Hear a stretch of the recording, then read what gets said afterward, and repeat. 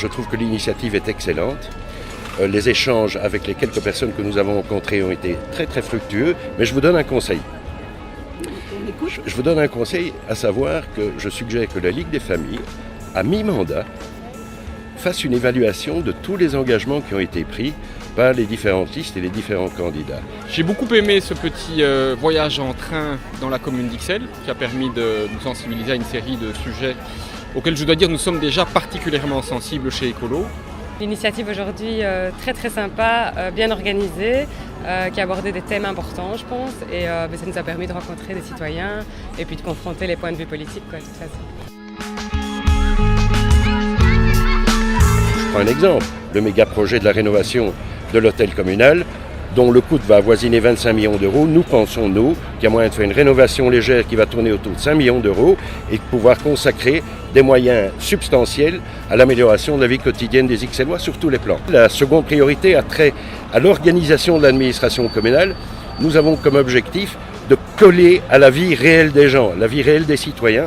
Et c'est pour ça que, par exemple, nous recommandons, dès l'arrivée possible de notre liste en majorité, nous recommandons l'ouverture de tous les services communaux le samedi matin. Nous collons à la vie des citoyens, à la vie quotidienne des gens.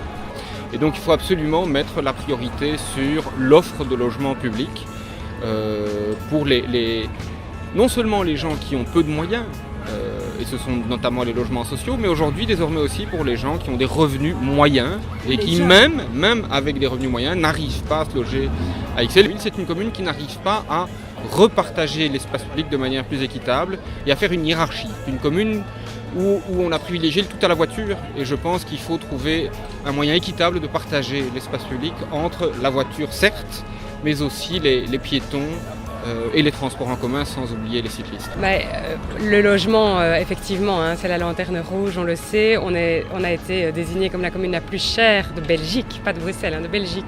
Donc on doit continuer à construire et à rénover parce qu'il y a aussi...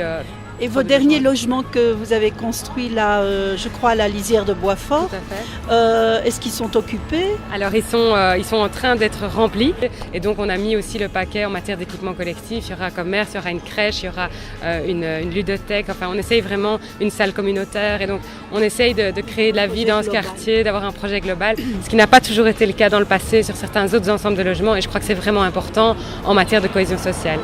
C'est que entre le 15 octobre et, disons, mars, il y a une déclaration de politique générale qui va se faire.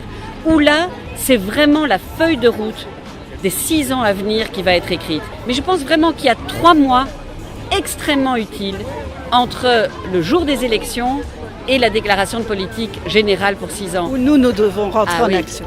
Et pas seulement nous remettre vos mémorandums, mais nous aider à écrire la phrase qui va changer le quotidien des Ixellois pendant 6 ans. Donc il est évident que je dois augmenter le nombre d'accueils d'enfants, mais que malheureusement à Ixelles, il nous manque un peu de foncier, indépendamment des budgets. On a un très grand projet d'accroissement de 16 classes aux écoles du Bois-de-la-Cambre, parce que là il y a une plaine et qu'on pouvait... à la 7-8. À la 7-8, on a un projet qui commencera...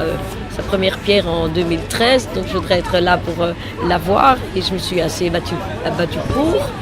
Mais après, on a fait des petits aménagements à l'école des étangs, ici, là, où on a pu récupérer des locaux rue du Président, on a mis les humanitaires ici que là-bas, donc on peut mettre 3 classes primaires là, mais il faudrait vraiment, je crois, construire quelque chose ou récupérer un bâtiment qu'on transformerait en école.